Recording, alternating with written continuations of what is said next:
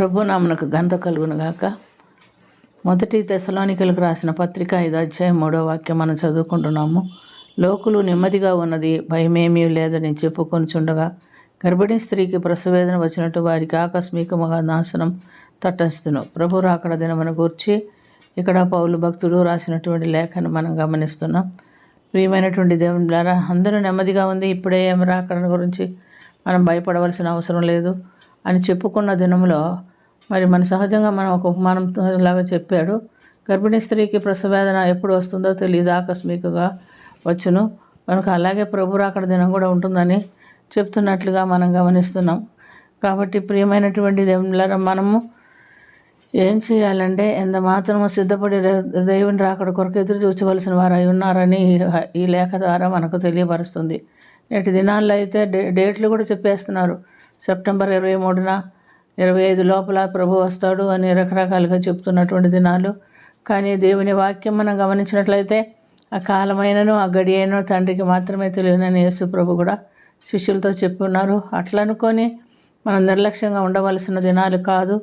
మనం దేవుని రాకడ కొరకు ఎదురు చూడవలసిన వారమై ఉన్నామని ఇక్కడ చెప్తుంది.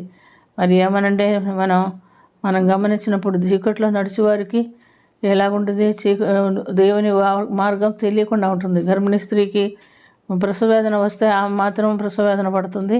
అది ఆకస్మికంగా వాళ్ళకు నాశనాన్ని గురించి చెప్తున్నాడు. కనుక వారు ఎంత మాత్రం తప్పించుకోనరు.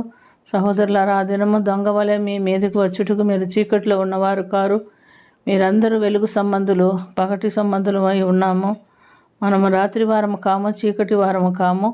కావున ఇతరుల వలె పోవలసిన వారం కాదు, మెలకుగా ఉండి దేవుని రాకడ కొరకు మత్తులుగా ఉండక విశ్వాస ప్రేమాన్ని కవచమును, రక్షణ, నిరీక్షణను, శిరస్త్రాణమును ధరించుకొని ప్రభువు ఎప్పుడు వస్తాడో ఆయన రాకడ కొరకు ఎదురు చూడవలసిన వారై ఉన్నారని ఇక్కడ దేవుని వాక్యం చెప్తున్నట్టుగా మనం చూస్తున్నాం. మనం మేలుకొని ఉన్నను, నిద్రపోచున్నాను, మనతో కూడా జీవించే నిమిత్తము, యేసు ప్రభుతో కూడా మనం జీవించే నిమిత్తము ఆయన మన కొరకు ప్రాణము పెట్టి ఉన్నాడు అని మనం దేవుని వాక్యంలో గమనిస్తున్నాం. కాబట్టి మనము ఇప్పుడు ఏం చేయుచున్నామో మన గురించి మనం చక్కగా జ్ఞాపకం చేసుకొని దేవుని రాకడ కొరకు ఎదురు చూస్తూ ప్రతి విధమైన చీకటిలో నుంచి విడుదల పొందిన వారమై వెలుగు సంబంధులుగా ఈ లోకంలో జీవించగలుగుతున్నాము అనేది మనం గమనించుకోవాల్సిన పని ఉన్నది. ప్రియమైనటువంటి దేవునిలారా, మనం ఇతరులను ఆదరిస్తూ, ఇతరులను బలపరుస్తూ, ఇతరులని దేవుని వైపు మళ్ళిస్తూ జీవించవలసిన వారమై ఉన్నామని దేవుడు మనకు తెలియపరుస్తున్నాడు. ఇశ్రాయేలీలకి సంసోను న్యాయాధిపతిగా ఉంటున్నట్టుగా మనం గమనిస్తున్నాం. అతను ఇశ్రాయేలీని శత్రువుల నుంచి విడిపించడానికి దేవుడు ఏర్పరచుకున్నటువంటి వ్యక్తి. దేవుని ఆత్మను బలముగా అతనిలో ఉంచి పరిచయలో అతను వాడబడుతున్నట్టుగా చూస్తున్నాం.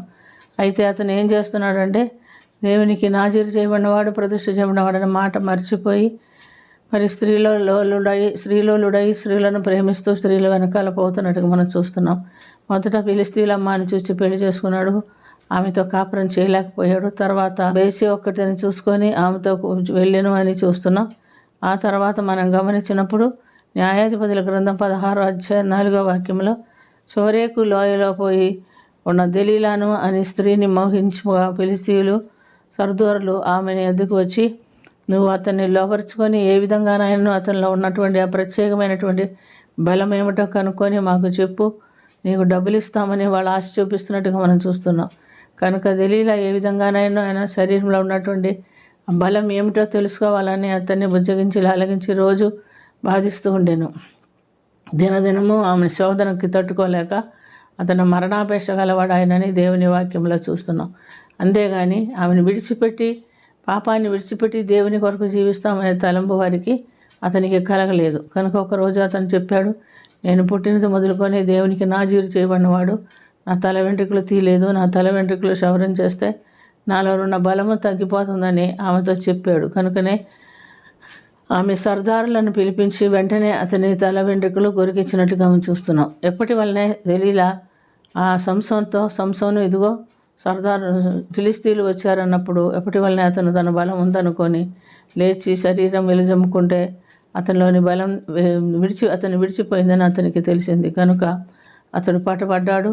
అతన్ని పట్టుకొని వాళ్ళు బంధించి చెరసాల్లో పెట్టి అతని కళ్ళు కూడా తీయించి చెరసాల్లో తిరగలి విసిరినవాడు ఆయన అని మనం గమనిస్తున్నాం. కాబట్టి దేవుడు మనకు ఇస్తున్నటువంటి ఆ హెచ్చరికను మర్చిపోయి మనం ఇష్టానుసారంగా మనం జీవిస్తే ఇప్పుడు ప్రభు వచ్చినా మనం పట్టుబడతామో, దేవుని రాకుండా ఆయనతో కూడా వెళ్ళలేమని ఉదాహరణ మనం గుర్తుంచుకోవాలి. కాబట్టి ప్రియమైనటువంటి దేవుని బిడ్డలారా, ఇప్పుడు మనం చీకటి వారంగా ఉంటున్నామా, వెలుగు సంబంధులుగా ఉంటున్నామా అని తెలుసుకొని, ఒకవేళ మనలో ఎవరైనా ఇంకా సిద్ధపడలేనట్టు వారైతే దేవుడు వస్తాడు కనుక తప్పకుండా మనం ఏ సమయంలోనైనా సిద్ధంగా ఉండి ఆయన ఎప్పుడు వచ్చినా పర్వాలేదు, ఆయనతో కూడా వెళ్ళటానికి దేవుడు మనకు సహాయం చేస్తాడని జ్ఞాపకం ఉంచుకొని దేవుని భయంతో వాక్యానుసారం మన జీవితం జీవిస్తూ దేవుని రాజ్యంలో మనం కూడా ప్రవేశించుటకు మనల్ని సిద్ధపరచుకుందామని దేవుడు మనతో సెలవిస్తున్నాడు. అటు ధన్యత కలిగినటువంటి జీవితము దేవుడు మనకు దయచేయనట్లుగా ప్రార్థన చేసుకుందాం.